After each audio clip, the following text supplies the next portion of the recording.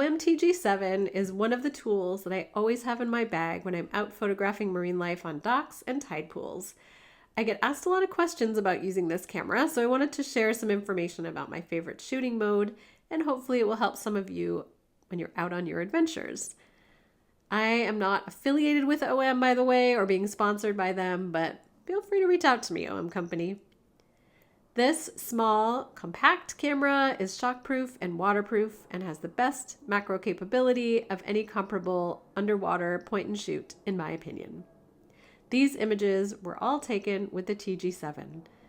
It doesn't give you as much control as you would have with a DSLR camera, but there are some ways to squeeze a little extra out of this tiny workhorse.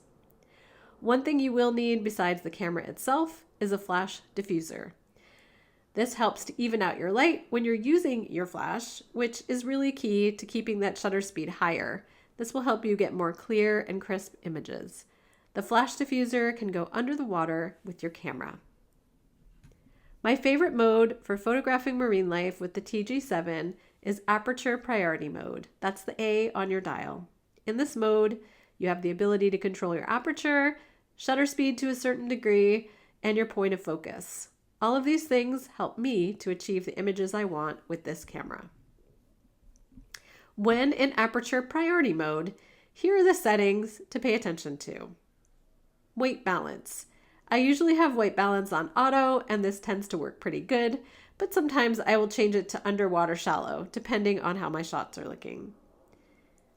Very important for macro photography is to change the focus settings to autofocus super macro. That's AF super macro.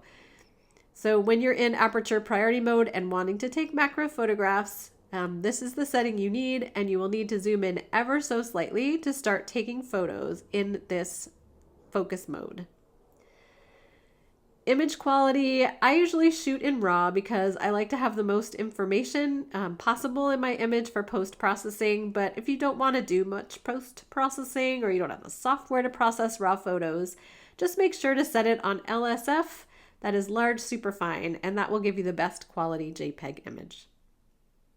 Make sure image stabilization is on. Adjust flash as needed. I usually defer to the fill-in mode, but sometimes I will change that depending on how much light I need from my flash. I keep it on single image shooting. If you ever notice that you all of a sudden don't have the ability to use your flash in this mode, check and make sure that you are in single image shooting. If you move it to multi-image shooting or the ProRes capture, you won't have access to the flash in this mode. Always use spot metering for macro work. That gives the best results, I find. Once this is all set, go into your gear menu and scroll down to C and over to ISO Auto Set. I keep my ISO upper limit at 800 and my default at 100. This works well for me, but you may need to adjust it to however you like. Next, set your lowest shutter speed setting. I keep mine at 1/125. With this small camera, that's usually sufficient for mitigating any handshake, but sometimes I adjust it higher if I need to. This will only affect images that are in P or A modes on this camera. Now, when you're shooting in aperture priority mode, you can use the dial on the top right-hand side of your camera to change your aperture. Aperture is the opening that adjusts how much light your camera is letting in. The smaller the number, the more light, and the smaller the slice of focus. Higher numbers mean less light and more of what is in your frame in focus. The aperture will also change depending on how far zoomed in you are on your subject. You can see my camera is well used. I do have tempered glass protecting my LCD screen, and that is what you see that's showing some cracks, not my actual screen.